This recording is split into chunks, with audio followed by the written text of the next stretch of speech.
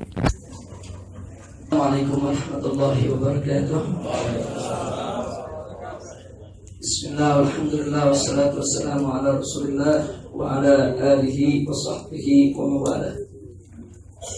Kepada para habaib, para alim ulama, para kiai, para tokoh, para pimpinan ormas dan segenap ikhwan al-ahibba ya rahimakumullah. Alhamdulillah, pada kesempatan malam hari ini kita bisa berkumpul di tempat ini menunjukkan kebinekaan kita dan kita bersatu untuk tujuan yang sama. Mudah-mudahan Allah memberkahi perjuangan kita semua dan memberikan kemenangan. Amin ya rabbal alamin. Nah, yang ingin saya ingatkan di sini untuk diri saya maupun segenap yang ada di tempat ini, sebagaimana kita ketahui terkait dengan pernyataan Presiden Jokowi di dalam menyikapi rencana aksi bela Islam tanggal 4 November tahun 2016. Nah, di mana di sini yang pertama ingin saya tekankan adalah betapa Bapak Presiden kita begitu sigap, begitu semangat memberikan pernyataan sikap untuk aksi bela Islam 4 November. Akan tetapi sampai hari ini dari mulai mencuatnya kasus penistaan yang dilakukan oleh Ahok, tidak satu kata pun Presiden memberikan sikap. Jadi aksi 4 November yang akan datang disikapi oleh Presiden, tapi akar masalahnya tidak disikapi. Ini menjadi problem besar bagi kehidupan berbangsa dan bernegara. Nah, kemudian dalam pernyataan sikap Bapak Presiden kita, pertama beliau mengatakan bahwa demonstrasi adalah hak demokratis warga, tapi bukan hak memaksakan kehendak dan bukan hak untuk merusak. Terus terang saya tersinggung. Saya juga. Kenapa kita katakan tersinggung, saudara? Karena pernyataan sikap Presiden ini dalam konteks aksi 4 November. Nah, sekarang Jokowi ini mengatakan bahwa mengakui demonstrasi itu adalah hak demokratis kita semua sebagai warga negara Republik Indonesia. Tapi ditekankan bahwa itu bukan hak memaksakan kehendak dan bukan hak untuk merusak. Artinya di sini ada kalimat yang tendensius. Artinya ada tuduhan kepada kita semua, baik dari kalangan nasionalisnya, kalangan agamisnya, bahwa apa yang akan kita gelar nanti ini adalah untuk memaksakan kehendak. Dan ada tendensi bahwa kita akan melakukan pengerusakan. Nah, maka itu di sini ingin kita sampaikan kepada Bapak Presiden dan seluruh jajarannya bahwa aksi bela Islam yang akan dilaksanakan insya Allah pada hari Jumat tanggal 4 November 2016 adalah aksi damai untuk penegakan hukum, bukan aksi merusak untuk pemaksaan kehendak. Sekali lagi, bukan aksi merusak untuk pemaksaan, bukan aksi pemaksaan kehendak untuk merusak, bukan. Nah, karena itu di sini kita ingin ingatkan, justru Presiden Jokowi secara demonstratif telah menunjukkan perilaku merusak kedaulatan hukum dan konstitusi NKRI dengan memaksakan kehendak untuk membela dan melindungi pelanggar hukum. Sebut kita yang mau merusak, ini kan maling teriak maling. Kita tidak pernah merusak tatanan kedaulatan hukum negara kesatuan Republik Indonesia. Justru kita datang pada tanggal 4 November yang akan datang untuk penegakan hukum, bukan untuk merusak hukum.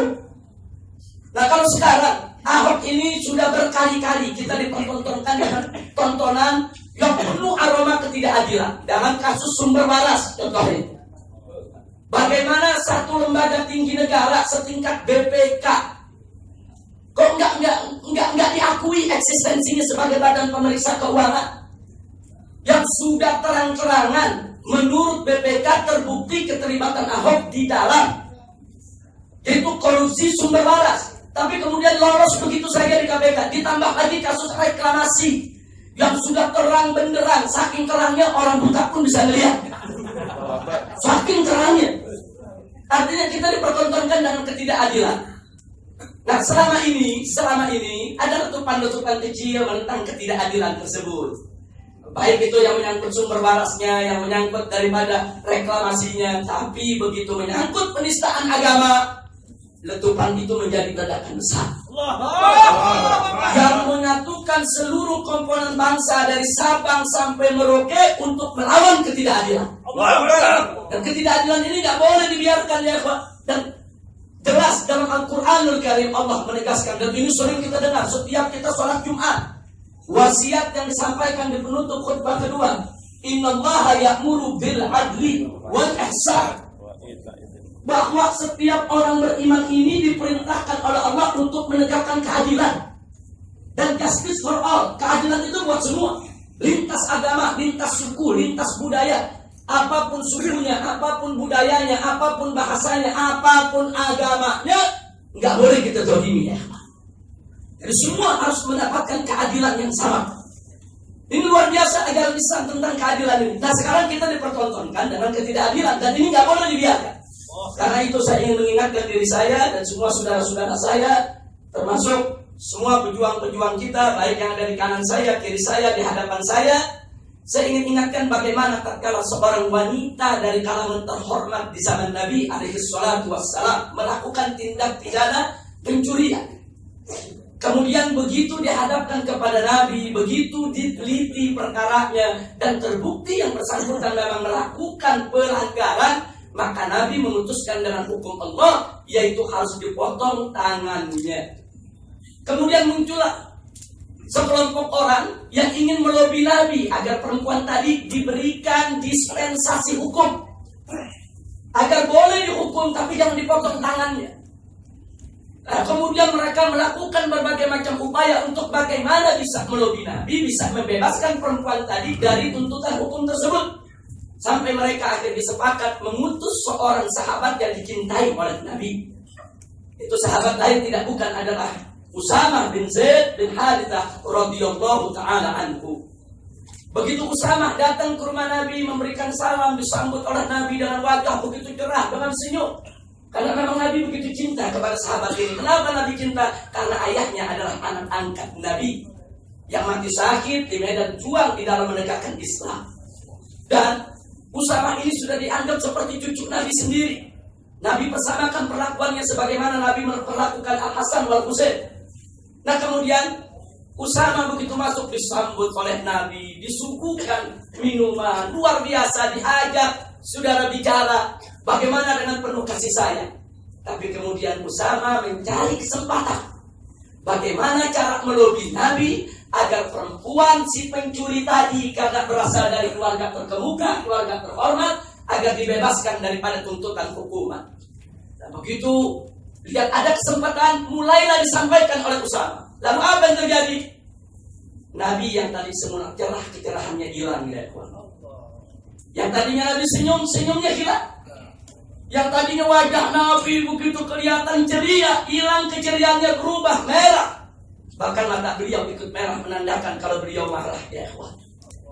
Setelah Usamah menyampaikan hajatnya, apa kata Nabi kepada Usamah? Ya Usamah, atas fi haddin min hududillah. Usamah, apa kau ingin memberikan pertolongan dalam satu ketentuan hukum yang sudah ditetapkan oleh Allah? Ini Allah yang tetapkan hukumnya kepada yang bersangkutan. Kemudian saudara, Nabi mengumpulkan para sahabat. Nabi ceritakan apa? Nabi katakan kepada semua sahabat, innama halaka man kana qablakum. Sesungguhnya umat sebelum kamu dulu binasa, dihancurkan oleh Allah gara-gara persoalan seperti ini. Idza sarqa fikum syarif, saudara, atau idza sarqa fikum dhaif. Pertama syarif dulu. Idza sarqa fikum syarif, saudara, idza sarqa taraku. Jadi kalau ada orang yang terhormat, orang yang terkemuka, orang yang terkenal mencuri, ditinggal, nggak dihukum. Tapi wa idza taraka fikum dhaif yuqam 'alaihil had. Tapi kalau orang lemah, wong cilik, rakyat jelata yang melakukan pencurian dihukum dengan berat. Akhirnya kata Nabi apa nih? Nih gara-gara begini nih, dulu umat sebelum kamu dihancurkan oleh Allah. Kalau orang kecil mencuri dihukum. Kalau rakyat jelata melakukan kesalahan dihukum. Tapi kalau dia pejabat, dia orang terkemuka, dia orang yang terhormat, melakukan pelanggaran dibiarkan. Akhirnya Nabi bersumpah, "Waimullah, demi Allah, lau anna Fatimah binta Muhammadin sarqat laqattu ya." Demi Allah, kata Nabi, jangankan itu perempuan yang kalian bela, yang katanya perempuan terpandang. Andai kata putriku, jantung hatiku Fatimah coba-coba melakukan pencurian, demi Allah, aku potong tangannya. Luar biasa, saudara. Nabi mengajarkan kepada umatnya untuk menegakkan keadilan, tidak peduli, walaupun itu kepada anak sendiri, walaupun itu kepada putri kandung sendiri, walaupun itu kepada jantung hatinya. Kenapa Nabi ajarkan kita sedemikian rupa? Karena keadilan itulah yang bisa membuat negeri kita menjadi berkah, membuat negeri kita menjadi badatun thayyibatun mubarakah. Tapi kalau ketidakadilan itu dibiarkan, saudara, keadilan diruntuhkan, dirobohkan di mana-mana, ketidakadilan merajalela, tunggu kehancuran negeri, saudara. Maka itu pada kesempatan ini sekali lagi, kenapa kita saat ini mau melawan ini, saudara? Bukan karena faktor Ahoknya, bukan. Ini gerakan kita bukan gerakan anti Cina, bukan gerakan anti Kristen, bukan gerakan anti kebinekaan tunggal ika, bukan gerakan sara, bukan, tapi gerakan penegakan keadilan, gerakan penegakan hukum. Tidak boleh hukum kita dilanggar oleh siapapun, sekalipun presiden melanggar hukum harus dihukum. Karena itu kita mesti punya semangat yang sama, selamatkan kita punya negeri ini untuk kita bersama-sama menegakkan keadilan. Dan jangan lupa apa yang Allah katakan dalam surat Al-Isra, faqala ta'ala wa qul ja'al haqq wa zahaqal batil innal batila kana zahuqa. Di sini saudara, tegas Allah mengatakan wa qul ja'al haqq, katakanlah ja'al haqq, telah datang yang hak, wa zahaqal batil, dan yang batil hilang. Saya ulangi sekali lagi, yang hak datang, yang batil hilang. Yang hak tiba, yang batil sirna. Yang hak ditegakkan, maka yang batil akan dimusnahkan. Artinya, jangan mimpi kebatilan itu akan sirna dari hadapan kita. Kalau yang hak tidak disuarakan, yang hak tidak ditegakkan, yang hak tidak kita perjuangkan. Jadi jangan membaca ayat cuma akhirnya aja, innal batila kana zahuqa, sesungguhnya kebatilan itu pasti akan sirna. Kemudian ada yang salah menafsirkan, kalau gitu mengapain kita repot-repot melawan kezaliman, melawan kebatilan? Kebatilan kan pasti akan sirna. Tidak betul, saudara. Ini namanya dia korupsi dalil, manipulasi hujah. Dia potong itu ayat seenaknya, saudara. Nggak bisa baca dari awal. Ja'al haq wa zahaqal batil.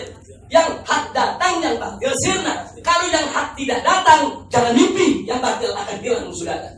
Jadi ketidakadilan yang terjadi di kita punya negeri saat ini, kezaliman yang terjadi di kita punya negeri saat ini, jangan pernah mimpi itu akan hilang kalau kita tidak tegakkan yang hak, kalau kita tidak suarakan yang hak, kalau kita tidak perjuangkan yang hak. Maka itu saya bangga pada malam hari ini dengan semua yang hadir sini. Di sini ada putri daripada proklamator kita, Ibu Ratnawati Soekarno Putri. Di sini juga ada anggota DPD RI kita, yaitu Ibu Fahira Idris. Dan di sini juga ada pejuang kita, yaitu Ibu Ratna Sarumpait yang selalu dekat dengan rakyat kecil. Dan di sini ada habaib, ada ulama-ulama yang selama ini terkenal selalu, yaitu menyuarakan daripada suara keadilan. Saya bangga malam ini kita bisa bersatu untuk kita selamatkan negara kesatuan Republik Indonesia dari murka dan adab Allah Subhanahu wa Ta'ala.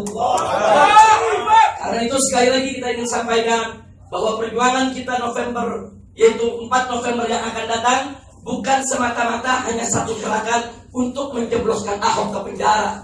Tujuan kita jauh lebih besar daripada itu, yaitu untuk penegakan keadilan, untuk melawan segala kezaliman. Dan sedikit ingin saya tambahkan, saudara, saat ini jangan pernah bermimpi kalau kita ingin berjuang di Indonesia, ingin melawan Ahok dan orang-orang yang di belakangnya.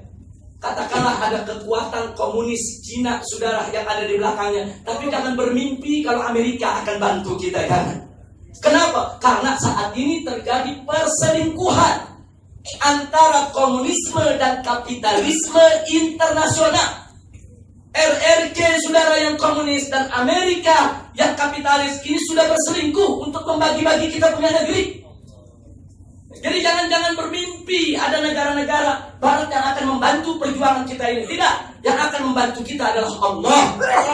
Dengan kekuatan iman dan takwa kita, dengan kebersamaan kita, insya Allah kita akan memerdekakan kembali NKRI ini dari segala bentuk penjajahan modern. Amin ya rabbal alamin. Maka itu maaf kalau saya harus katakan di sini, apa yang kita lihat di hadapan kita Ahok ataupun Jokowi ini kalau ibarat pencatur, mereka ini hanya pion, hanya bidak.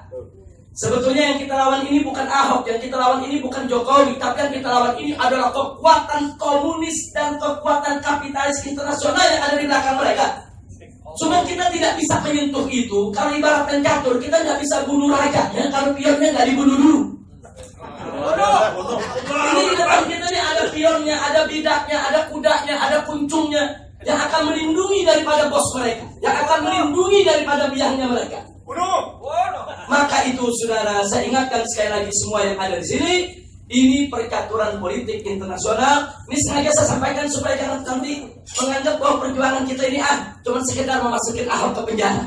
Sudah, itu perjuangan sekedar itu, nggak perlu kita nurunkan sampai 1 juta orang. Ini kalau sudah menurunkan 1 juta orang, ini unjuk rasa bisa berubah menjadi people power. Dan kalau sudah berubah menjadi people power, itu bisa menggelundung saudara menjadi revolusi. Ini nggak main-main saudara. Nah maka itu tancapkan niat kita, bulatkan tekad kita, tancapkan niat kita, bulatkan tekad kita, dan yuk mari kita ikhlaskan niat kita semua hanya untuk mencari ridha Allah Subhanahu wa taala. Karena itu kalau tadi Bu Ratna ada menanyakan, nah ini kira-kira perjuangan kita sampai di mana? Kami akan bertahan. Pala dari kaki-kaki dari kepala, si penista agama harus dipenjara. Dan ini bukan memaksakan kehendak, bukan.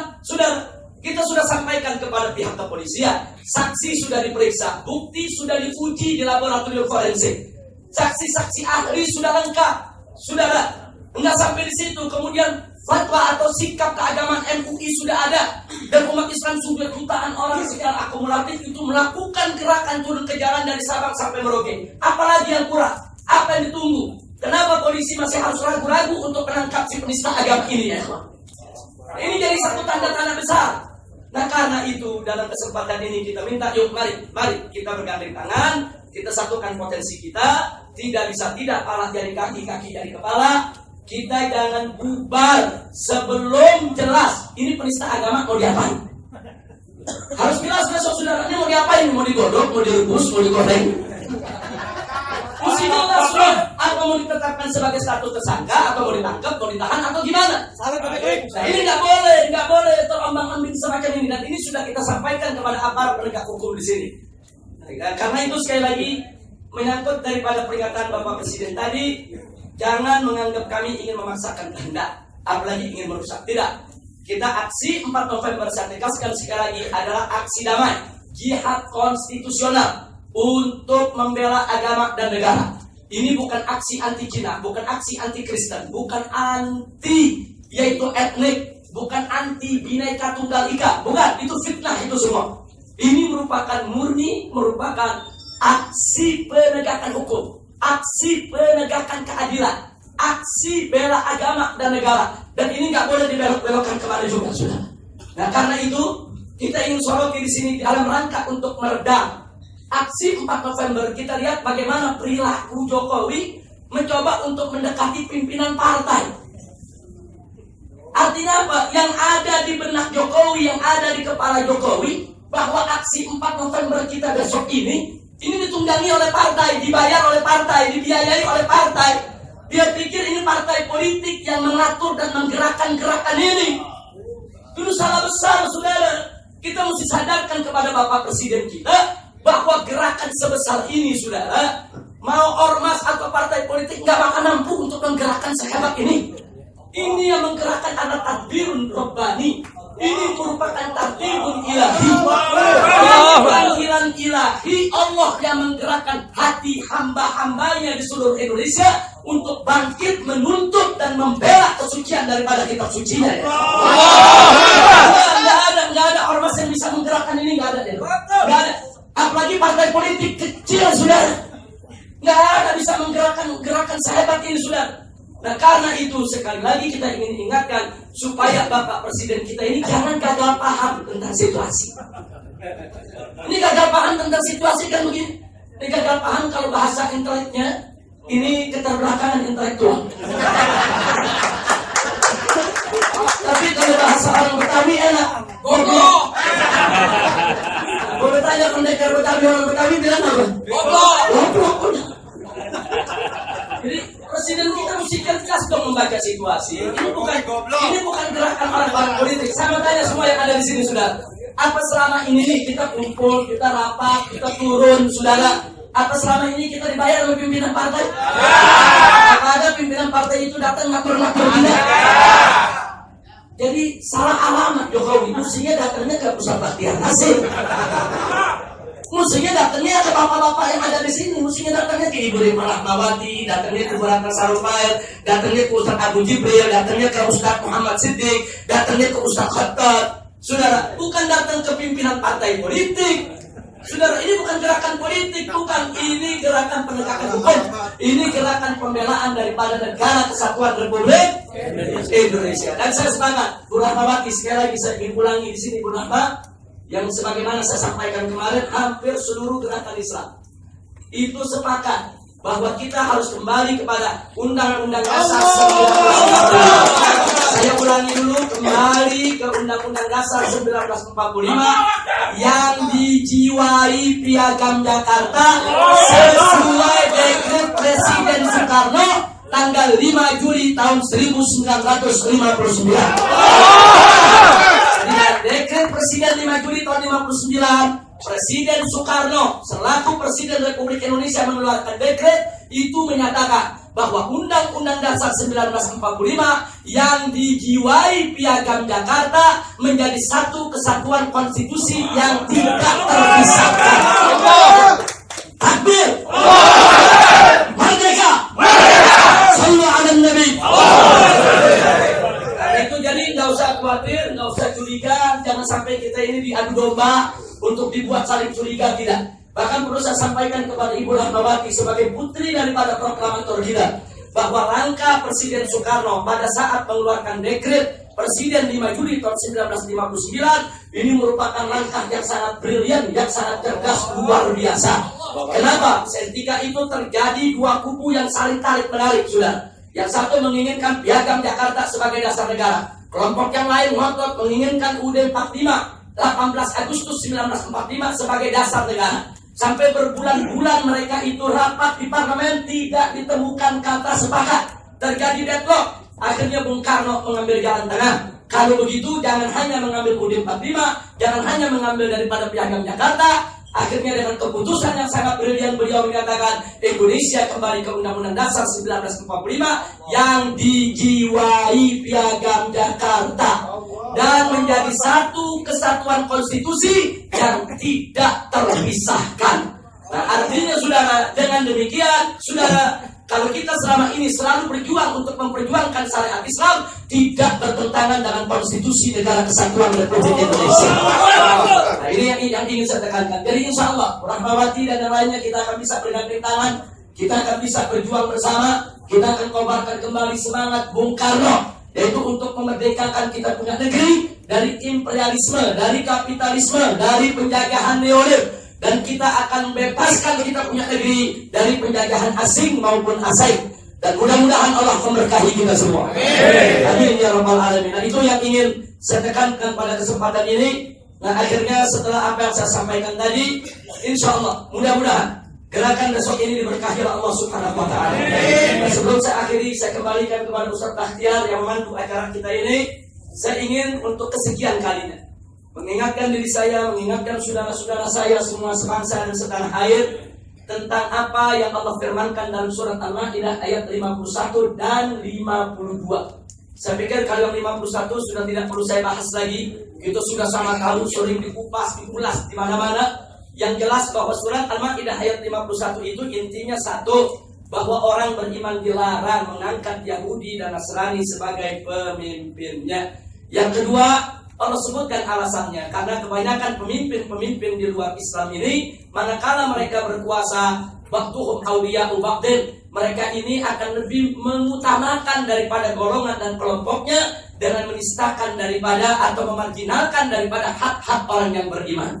Dan yang ketiga, Allah nyatakan di situ bahwa siapa orang Islam yang tetap bandel mengangkat orang-orang Yahudi Nasrani itu sebagai pemimpin, dia termasuk golongan si Yahudi dan Nasrani tadi. Dan yang tidak kalah pentingnya bagian keempat, Allah nyatakan mereka yang tetap ngotot, nggak mau tunduk kepada aturan Allah. Dalam surat Al-Maidah ayat 51, mereka termasuk orang-orang yang zalim. Nah, yang menarik di ayat 52. Di ayat 52 Allah mengatakan faqala ta'ala fataral ladzina fi qulubihim marad yusari'una fihim yaquluna nahsa an tusibana da'irah fa asallahu an ya'tiya bil fathi aw amrin min indih fayusbihu ala ma asarru fi anfusihim nadimin. Shadaqallahul azim. Luar biasa indahnya informasi ini ya ikhwan. Allah berikan informasi manakala surat Al-Maidah ayat 51 tidak ditaati, manakala surat Al-Maidah ayat 51 dinista, dinodai, saudara, apa akan terjadi? Fataral ladzina fi qulubihim marad. Dan ini terjadi di zaman Nabi dan terjadi lagi di zaman kita sekarang ini.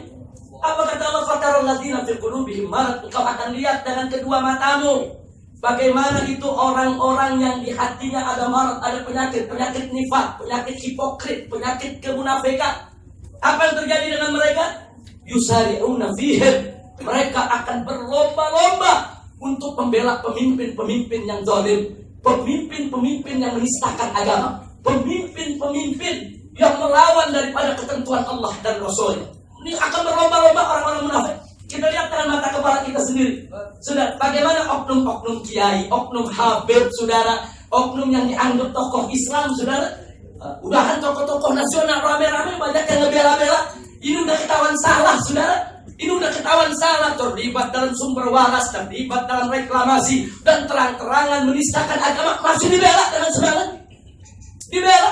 Bahkan ada yang membelanya, saudara, dengan melakukan manipulasi hujah, korupsi dalil, bolak-balik ayat. Enggak punya malu, saudara. Nah, kemudian apa yang terjadi setelah itu? Ada yang menarik.